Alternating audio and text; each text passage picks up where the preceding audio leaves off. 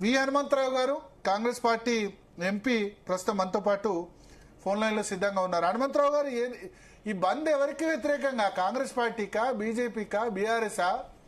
ఇది కేంద్ర ప్రభుత్వం వ్యతిరేకంగా జ్యుడిషియరీ ఇచ్చిన తీర్పు ప్రకారంగా 9th షెడ్యూల్ కావాలంటే నరేంద్ర మోడీ తనకు తాను ఓబీసీ అంటాడు. నేను గతంలో కూడా కేంద్ర ప్రభుత్వానికి వ్యతిరేకంగా అయితే పొద్దున్నే Etela Rajender Jubilee bus stand లో పాల్గొట్టారు. బీజేపీ నేతలందరూ పాల్గొట్టారు, వాళ్ళని కూడా పిలిచారు. మరి అది కాదు, నేను ఏమంటున్నానంటే అన్ని పార్టీలు ఎందుకు మద్దతు ఇస్తున్నది? అందరికీ న్యాయం జరగాలి. 42% దేశంలో ఎవరు చేయలే. ఏది రాహుల్ గాంధీ సందేశాన్ని తీసుకొని రేవంత్ రెడ్డి ఇంప్లిమెంట్ చేసిండు. 150 కోట్లు ఖర్చు పెట్టిండు, కులగన జరిపిండు. దాని తర్వాత అసెంబ్లీలో బిల్ పాస్ చేసిండు. దానికి 150 కోట్లు ఇచ్చినాక కూడా ఇక్కడ హైకోర్టు కొట్టేస్తుంది. మళ్ళీ సుప్రీంకోర్టు పోతే మీరు ఆడికే ఇవ్వమంటారు. వాళ్ళు ఎంతసేపటికి 50 సీలింగ్ దాటొద్దు రిజర్వేషన్. నరేంద్ర మోడీకి వ్యతిరేకంగా బంద్ అయితే మరి అక్కడ భారతీయ జనతా పార్టీని కూడా ఆహ్వానించారు. మోడీకి వ్యతిరేకం అంటలేవండి. మోడీ గారు తెలుసుకో, మా ప్రజల అభిప్రాయం తెలుసుకో. నీకు వ్యతిరేకం కాదు, నువ్వు కూడా బీసీవే. మరి నువ్వు ఎందుకు చెయ్యవు? దీన్ని చెయ్యాలి. 9th షెడ్యూల్ లో పెట్టి రాహుల్ గాంధీ గారు పార్లమెంట్ లో బిల్ మూవ్ చేస్తే అన్ని పార్టీలు మద్దతు చేయాలి, నువ్వు కూడా చేయాలి. ఎందుకంటే ఇవాళ నక్సలైట్లలో మార్పు వచ్చింది కదండి. వాళ్ళ వెపన్స్ అంతా తీసి మెయిన్ స్ట్రీమ్ లో భారతీయ ఆలోచన ప్రజల వాళ్ళు ఇన్వీల్ అవుతుంది. తన ఏదైతే సామాజిక న్యాయం గురించి జీవితాంతం కొట్లాడి ఇవాళ వాళ్ళు ఏమొచ్చిండ్రు, ప్రజలకు వచ్చిండ్రా లేదా? అలాంటి మార్పు వచ్చినప్పుడు నరేంద్ర మోడీలో కూడా మార్పు రావాలనేదే నా ఉద్దేశం అండి. ఇప్పుడు నరేంద్ర మోడీ కాంగ్రెస్ ప్రభుత్వం అన్ని తెలిసి ఫూల్ చేసింది. 42% ఇవ్వడం అన్నది డాటా సాధ్యం కాదు, సరైన మెటీరియల్ కోర్టు ముందు పెట్టలేదు, క్యాస్ట్ సెన్సెస్ సరిగ్గా చేయలేదు, డీటెయిల్స్ మొత్తం ఇవ్వలేదు, మండలాల వారీగా నియోజకవర్గాల వారీగా బీసీల డీటెయిల్స్ కరెక్ట్ గా ఇవ్వలేదు. ఇవన్నీ చేయకుండా చూడండి, అన్ని ఎవరైనా ఇప్పుడు చెప్తున్నారు అసెంబ్లీలో బిల్లు పాస్ అయినప్పుడు మరి మీరు ఇవన్నీ అడగాలి కదా. ఎట్లా చేస్తున్నారు? అడిగారు కదా అసెంబ్లీలో బీఆర్ఎస్ వాళ్ళు, బీజేపీ వాళ్ళు అడిగారు కదా, ఏది డాటా, ఏది మొత్తం డాటా ఇవ్వండి అని అడిగారు. హలో, వాళ్ళు కూడా చేసిరు కదా. వాళ్ళు గతంలో బీఆర్ఎస్ వాళ్ళు బయట పెట్టిరా, మేమైనా ధైర్యంగా బయట పెట్టినాం. వాళ్ళు దాచిపెట్టిన కాగితాలు కూడా ఇవ్వలే. ఇది అన్యాయమే కదండి. దాని కాగితాలు ఎక్కడ పోయినా నేను రేవంత్ రెడ్డిని అడిగితే లేవు కాగితాలు. అసలు గవర్నమెంట్ లో కాగితమే లేదంటే ఇంతకంటే అన్యాయం ఉందా? అంటే వాళ్ళ చిత్తశుద్ధి లేదు, అప్పుడే వాళ్ళు పెట్టగలుగుతురు. కానీ బీసీ సంఖ్య 56% ఉన్నది కనుక వీళ్ళు రాజ్యాధికారంలో ఎక్కువ మంది బీసీలు వస్తారన్న ఉద్దేశంతో అది ఆపారు. మేమేమో ఆపలే, ముందుకు తీసుకుపోయినాం. ఇప్పుడు మేమేమంటున్నామంటే తమిళనాడులో 69% ఇస్తున్నారు. మరి నరేంద్ర మోడీలో కూడా మార్పు రావాలి కదా. సబ్కా సాత్ సబ్కా వికాస్ అంటే మన వికాస్ అవసరం లేదా? నేను అనే పాయింట్ అది. నేను ఏమంటున్నంటే ప్రధానమంత్రి కూడా ఒక అడుగు ముందుకు వెయ్యాలి. బంద్ ఇప్పుడు ఇక్కడ చేస్తే బంద్ కాకుండా నరేంద్ర మోడీ దగ్గర ఢిల్లీలో చేయండి. అదే ఇక్కడికి చేస్తే అక్కడ కూడా చేస్తామండి భరత్ గారు. నేను అనేది ఏంటంటే ఇక్కడ యూనిటీ వచ్చింది. ఈ యూనిటీ ఢిల్లీ దానికి ఎట్లా పోవాలనేదే మా ఉద్దేశం.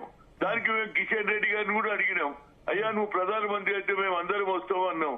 దానికి ఒక అడుగు ముందుకు రేవంత్ రెడ్డి ఏం చేసిండు, అన్ని పార్టీలను పిలిచి మాట్లాడుతా అంటున్నాడు. రేపు బంద్ అయిన తర్వాత ఆయన కూడా పిలుస్తాడు అందరినీ. ఏం సజెషన్ చేయాలి అని నేను అనేది ఏంటంటే ఇప్పుడు కాకపోతే ఎప్పుడు కాదండి, రాసి పెట్టుకో. ఇక మా జీవితంలో ఈ అడక తినాలి, పిచ్చబెట్టుకోవాలి మేము. అల్లాకే నాపే దేదే భగవాన్ అని ఏది దర్గాల దగ్గర కూర్చునే పరిస్థితి తేకమని కోరుతున్నా నేను. ఎందుకంటే నేను 3 సార్లు అడిగిన ఆయనను, కులగన గురించి అడిగిన, ఏది క్యాష్ వైస్ సెన్సెస్ అని అడిగిన. అదే విధంగా మా జనాభా ప్రాంతంలో ఒక సెపరేట్ మినిస్ట్రీ అంటే అది ఇవ్వకపోతుంది. మా ఒక్కరికే క్రిమిలైన్ ఉన్నది. ఎవరైతే 88 లక్షల యాన్యువల్ ఇన్కమ్ అయితే వాని కొడుకు లేదు, బిడ్డ లేదు. క్రిమిలైన్ అట్లా వచ్చింది. ఇంతకుముందు 6 లక్షల నుండి ఇప్పుడు 8 లక్షలు చేశారు. ఇక మా పిల్లల భవిష్యత్తు ఇదేనా అని నేను కోరుతున్నా. నేనేమంటున్నా, నేను బాగా స్టడీ చేసిన 11 ఏళ్లు కొట్లాడి సుప్రీంకోర్టు కొట్టేస్తే ఏ పార్టీ వాళ్ళు ముందుకు రాలే. అదే సోనియా గాంధీ దగ్గర పోయిన, madam talent is not anybody's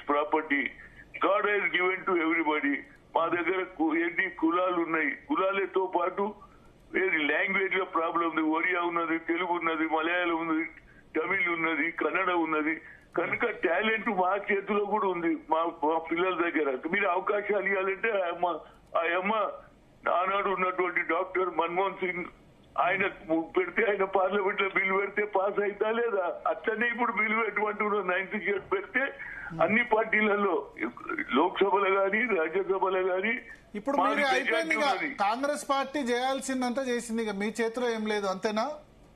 ఏది మా చేత? కాంగ్రెస్ పార్టీ ఇప్పుడు నరేంద్ర మోడీ చేయాలి కదా. ఇప్పుడు మీరు కోర్టులో చెల్లుబాటు గాని, కోర్టులో చెల్లుబాటు కాకుండా కోర్టు కూడా మళ్ళీ అన్నాడు ఏది కోర్టులో చెల్లుబాటు కాని విధంగా సుప్రీంకోర్టు కొట్టేస్తే పార్లమెంట్ లో బిల్ పెట్టిందా లేదా? ఇప్పుడు 42% ఉందా లేదా? నేనేమంటున్నా అన్నాడు, సుప్రీంకోర్టు కొట్టేసినాక మేము ఇంట్లో కూర్చోలేదు కదా.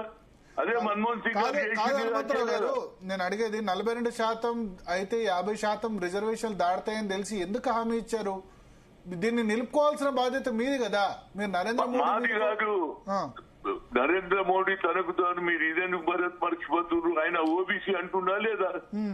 మరి ఓబీసీ వానికి న్యాయం వాళ్ళు ఇవ్వలేదా? 42% చేస్తామని వాళ్ళు చెప్పలేదు. వాళ్ళు బీసీ ముఖ్యమంత్రి చేస్తాం. అదే మేము 42 అడిగినా, మేము 56 42 అడిగినా, మేము ఎక్కువ అడగాలి.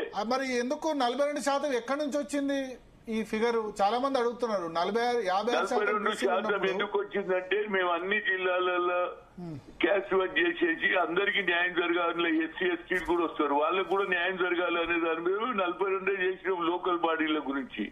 దానికి కూడా మీరు మీరు 10% అగ్ర కులాల వారు తీసుకుంటే మేము అడ్డం పడ్డామా? అది చెప్పండి. అది న్యాయం ఉన్నదా? మీకు ఒక న్యాయం, మాకు ఒక న్యాయం అని నేను అడుగుతున్నా నరేంద్ర మోడీ గారిని. ఇప్పుడు ఇది ఎవరికి వ్యతిరేకంగా?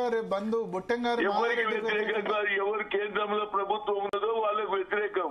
వాళ్ళు వాడుకుంటారు. కేంద్రంలో ఉన్న ప్రభుత్వం వాళ్ళు కూడా పొద్దున్న నుంచి వాళ్ళు కూడా బంద్లో పాల్గొంటారు. అదే పరీక్షలో పాల్గొంటే తేలిపోతుందండి. ఇది చేయకపోతే ఎవరు చిత్తశుద్ధి ఉందో తెలుస్తుంది. మీరు ఒక క్వశ్చన్ అడుగుతున్నారు చాలా మంది. మార్పు వచ్చిందా లేదా?